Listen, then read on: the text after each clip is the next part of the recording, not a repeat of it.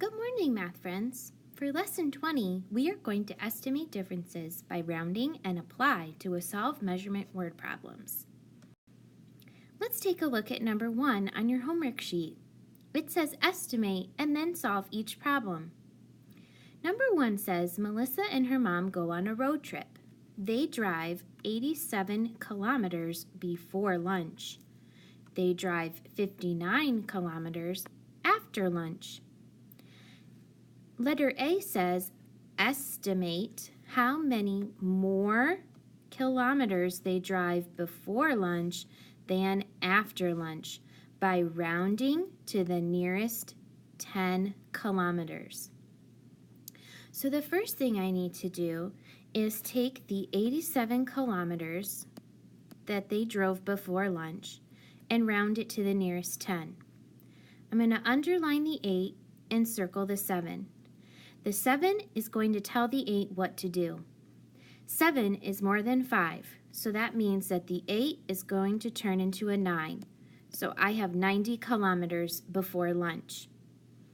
Then I'm going to take a look at what they did after lunch, which was 59 kilometers. It says to round to the nearest 10, so I'm going to underline the 5 and circle the 9. The 9 is going to tell the 5 what to do. Since the 9 is more than 5, it is going to tell the 5 to turn to a 6. So that means that they drove 60 kilometers, about 60 kilometers after lunch. Now, they want to figure out how many more kilometers they drove before lunch than after lunch. So that means I am going to take the 90 kilometers and I'm going to subtract 60 kilometers. I'm not going to forget to write down my label. So 90 minus 60, 0 minus 0 is 0, 9 minus 6 is 3. So they drove about 30 kilometers before lunch. Letter B says precisely how much farther do they drive before lunch than after lunch? And precisely means exactly.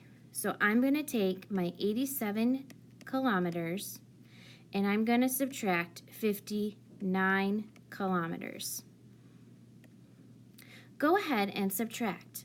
Pause the video while you work and replay when you are ready. So I'm going to write my label down so I don't forget. I cannot do 7 minus 9, so I have to borrow from the 7 and bring back a 10.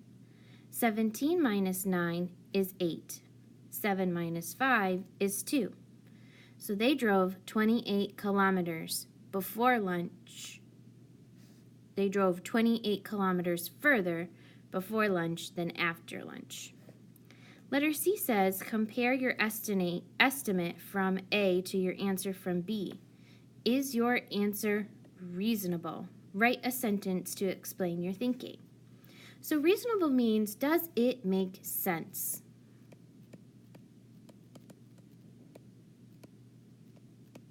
So if we take a look at our first answer, we got 30 kilometers. If we take a look at our final answer, we got 28 kilometers. Does that make sense to you? Are they pretty close together? So yes, they are close together, which means that our answer is reasonable. So I'm going to write that yes, my answer is reasonable because they are very close.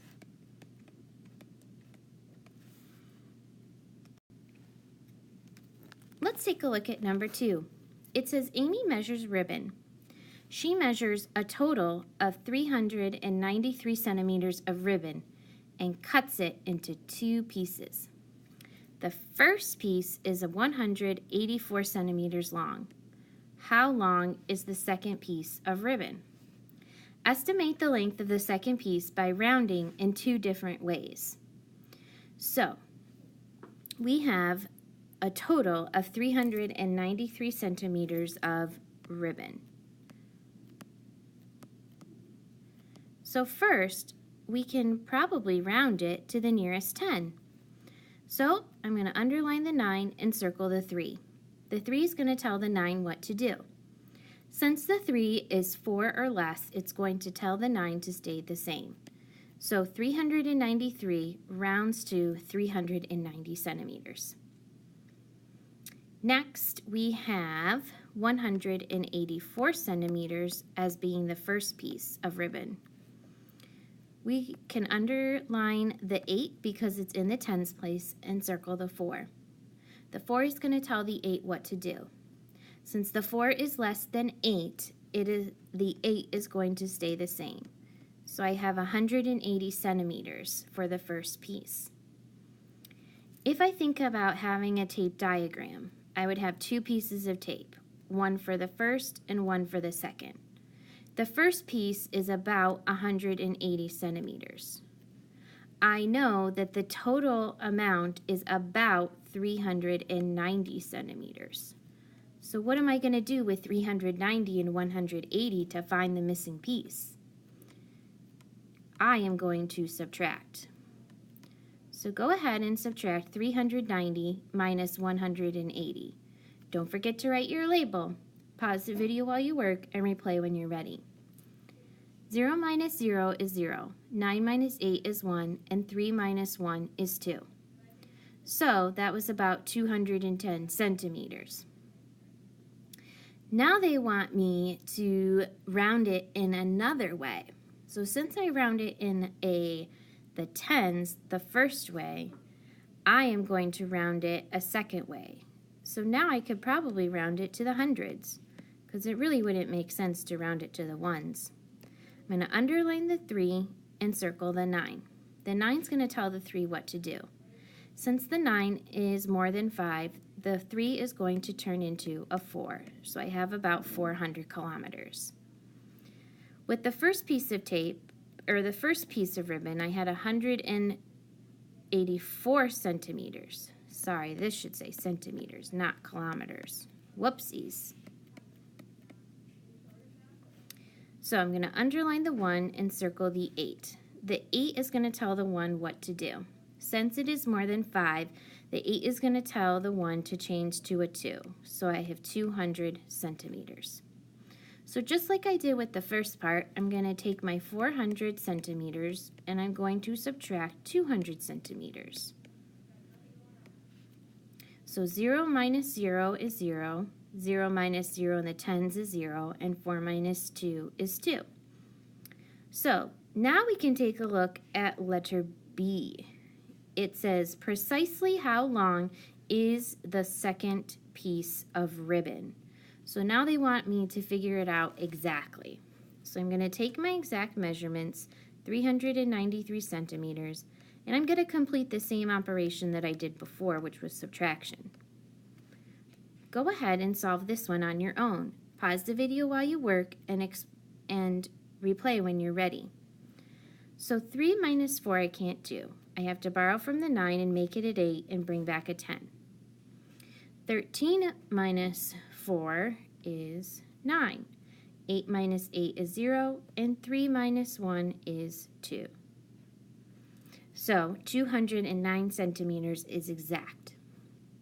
So if I take a look at my answers, it explains why one estimate is closer. So if I rounded in the tens place, I got 210 centimeters. When I rounded to the hundreds, I got 200 centimeters.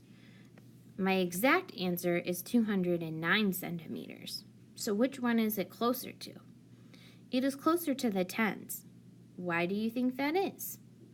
Well, when we only round to the least amount possible place value, we're going to get a more reasonable and more exact answer because we're not rounding so far away from our number. We're not going to write this down. I just wanted you to realize that. Your assignment is to work on homework sheet number 4 and to complete the exit ticket. Make sure you check your answer with the answer keys at the front of the room. Your homework sheet can go in your take-home folder on the Leave at Home side. Don't forget to put your name on the exit ticket and put it in the turn-in tray when you're done. Great job today. I'll see you next time.